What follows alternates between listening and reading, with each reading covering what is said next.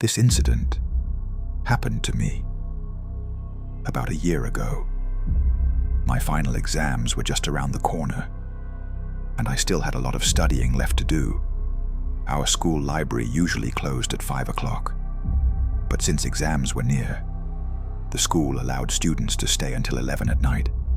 My home wasn't far from school, so instead of studying at home, I preferred to go to the library and quietly prepare for my exams.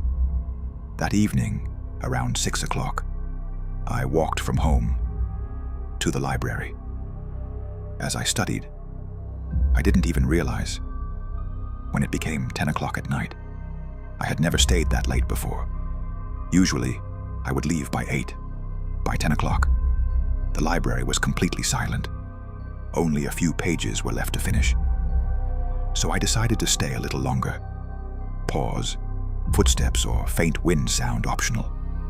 But then, I suddenly heard someone walking outside the library.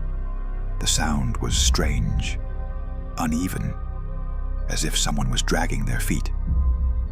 I quickly picked up my books and stepped out of the library. There's a long corridor outside our library, and if you turn right, it leads to the school's main gate. As I walked through the corridor, I saw a woman standing at the far end. I don't know who she was, but the closer I moved toward her, the heavier my heart began to feel. It was as if something inside me was warning me to stop. I shouted, "Who's there?" And then she vanished within seconds. I took a deep breath and hurried toward the main gate. Tone, nervous, tired. I was exhausted, hungry, barely able to walk. But what I noticed was that the street outside was completely empty. That was strange, because that street was always busy, even at night.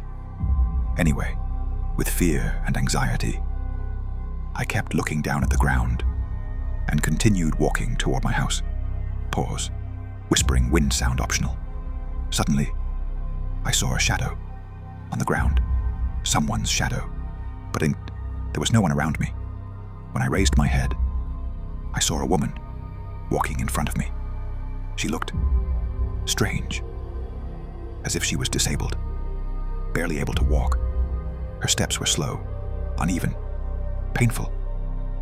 Within a few moments, I was close enough to see her clearly. She was wearing dirty clothes.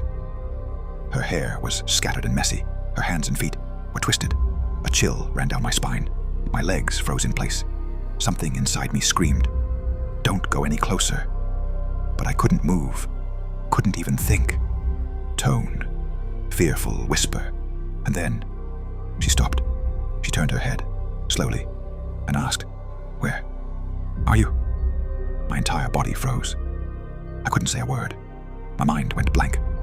Out of fear, I just pointed in one direction and whispered, "There." I just wanted her to go away from me. She looked in that direction and began to walk slowly toward the darkness. She went farther and farther until she disappeared. Pause. Silence for 2 seconds. I was terrified that she might come back, so I started running as fast as I could. At that moment, my mind was blank, except for one thought. I needed to find someone. Anyone. A car. A person. Anyone. And then I heard it. A scream. A woman's scream. From far away. Tone. Shock. Silence. After that, I don't remember anything. When I regained consciousness, I was in my house. My neighbor told me they had found me, unconscious on the road. Later, I learned something horrifying. Tone. Calm, but eerie narration. In 1998, a 32-year-old woman named Agatha lived in an apartment nearby with her daughter. She loved her daughter dearly. Her daughter was 9 years old and studied in Eden Hill School, the same school I go to. One day, while playing in school, her daughter died in an accident. Agatha couldn't bear the shock, and in her grief, she took her own life. Since then, people say Agatha's spirit has been seen wandering around Eden Hill School and the nearby streets, searching for her lost daughter. Her restless soul still roams the area, looking for her child.